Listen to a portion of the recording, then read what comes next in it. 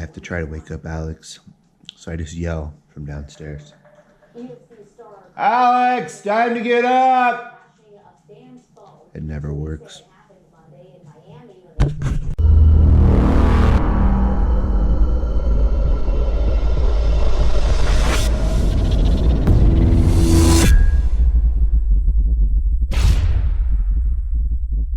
Something very sad happened yesterday. Very, very sad. I broke my Prawns wool attachment. This is the remnants of it. There's the other piece.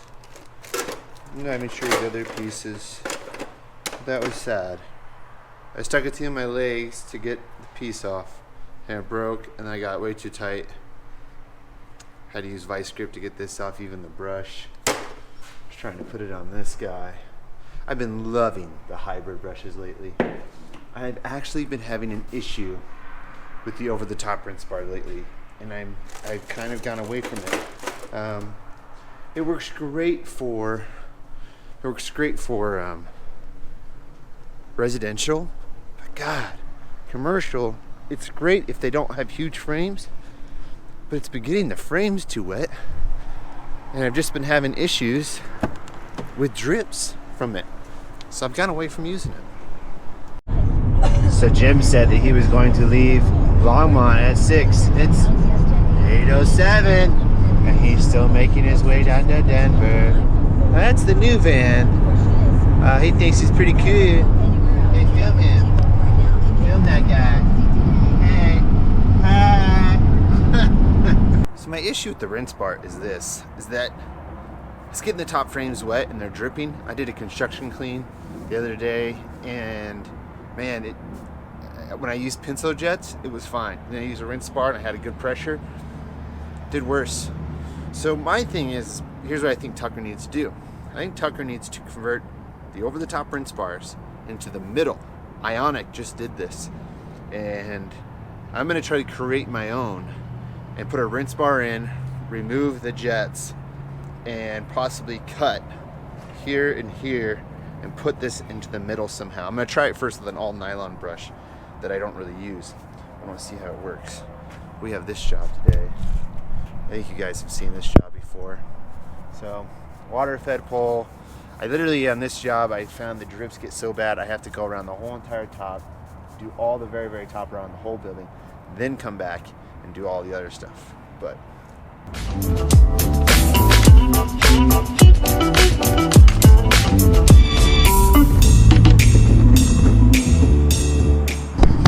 I'm actually not gonna put this here. I'm actually gonna go with the RHG hose reel.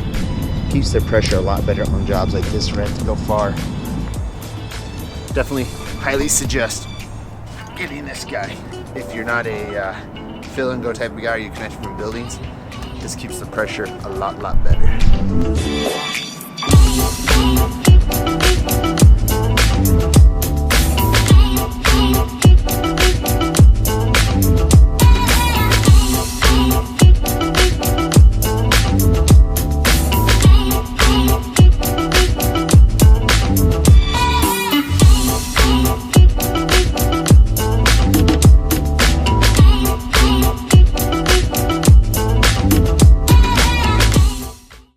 Top's all done. So it goes, it's a pretty large side over there, up just those windows all the way around. You see, it took, so that took just about an hour and 20 minutes to do all the tops. If I ladder it, it takes 2.5 hours. But I would say that now conditioning these frames, it looks way better. It amazes me how many people say that they don't like ladder work and that they're window cleaners. If you don't like ladder work and you're a window cleaner, good luck. Good luck. See all these guys talking about how they'll do construction cleans with water fed pole. I posted a picture the other day. Of a construction clean where I use water fed pole. Now that is not like typical practice for us to use a water fed pole at a construction clean, but it was a mix of old windows and new windows.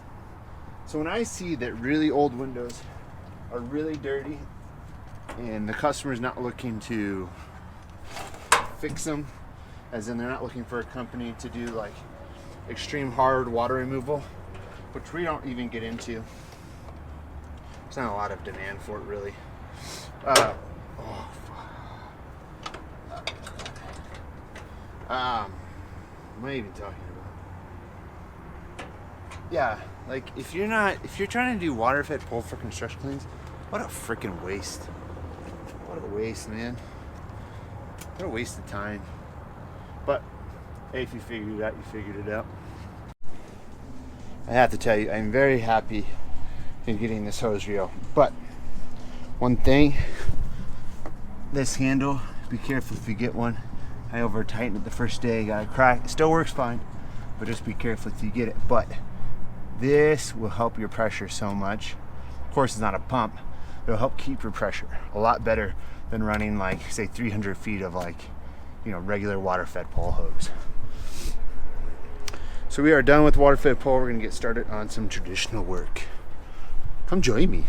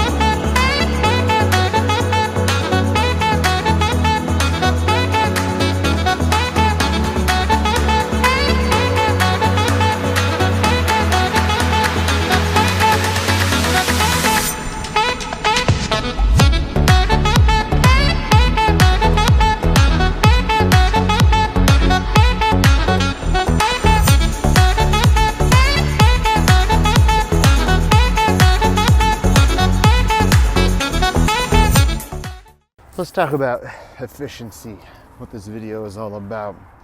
I want to talk about efficiency because I think a lot of people, when I was talking to some people at the convention, they were talking about, they were young in business and they wanted to start a YouTube channel. And what I have found is that this whole YouTube thing, if you're going to be a weekly creator, can really take up some valuable time. I'd really say to you, really think about it.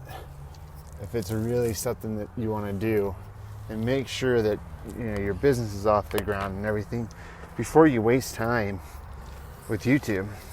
I don't look at it as a waste of time anymore because of what it's done for me and other people, but I've also been doing it for like a really, really long time.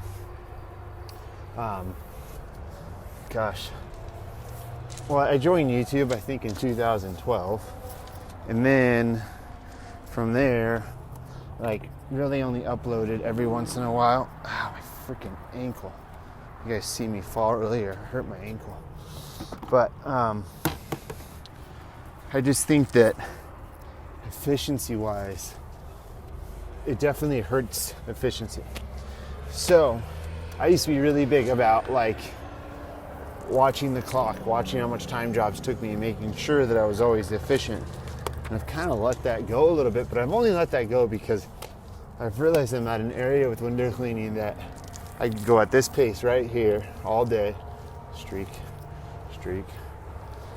I can go at this pace all day and get everything done in a perfect amount of time that I'm not overly tired and not feel like I haven't done anything at the same time. I used to work with a lot of guys that from 8 to 11 in the morning, they would go super, super fast. But then as the day went on, they would get really, really slow because of being so tired in the morning. So you have to be efficient. You gotta You gotta create a good speed for yourself so that you're not trying to go too fast, but you're just going just right. There's a lot of talk, about being fast, and if you're not a fast window cleaner, you're a shitty window cleaner. That's not really right. If you're efficient, everything will come with time, and efficiency comes from having good tools and just knowing what you're doing. You will get more efficient at certain jobs after doing them for a while. But to get back to like starting a YouTube channel, I don't know. I feel like that it's fun. It's kind of an expensive hobby in that, you're paying for cameras. I got another GoPro coming today just because you got to keep up with the technology and the times. I bought a drone for this stuff. That hasn't really worked out as far as great as I thought it would be because there's so many laws about it. But efficiency with creating a YouTube channel, I don't know if you can be as efficient as you want to be. You should really be concentrating on just getting new clients, getting reviews, getting your company's social media out there, not your own social media. And I've kind of done that where I've marketed myself a lot, but I need to market the company more. So I would say overall, if you're thinking of creating a YouTube channel, really weigh out the pros and the cons of whether or not, creating a YouTube channel is efficient for a window cleaner or for really, anybody having a service business. Are you wasting time creating videos? There's a lot of guys on YouTube who really don't take a lot of time in their videos. I have to say there's a select few of us where we really try to put out great content.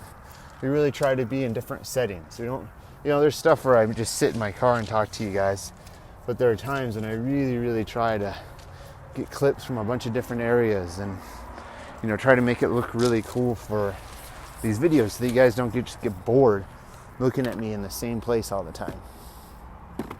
But, so if I were you, my advice is that if you want to start a YouTube channel, do it as you can.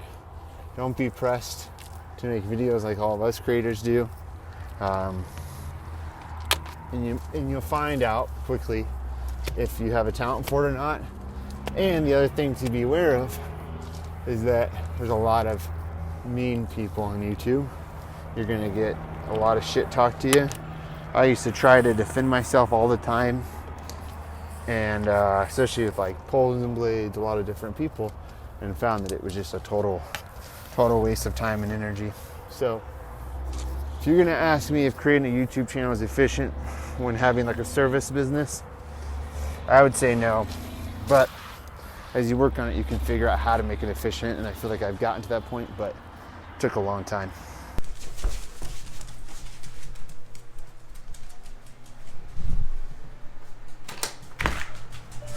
Get back, Lily. There's my GoPro. There's my GoPro. Oh yeah, my GoPro.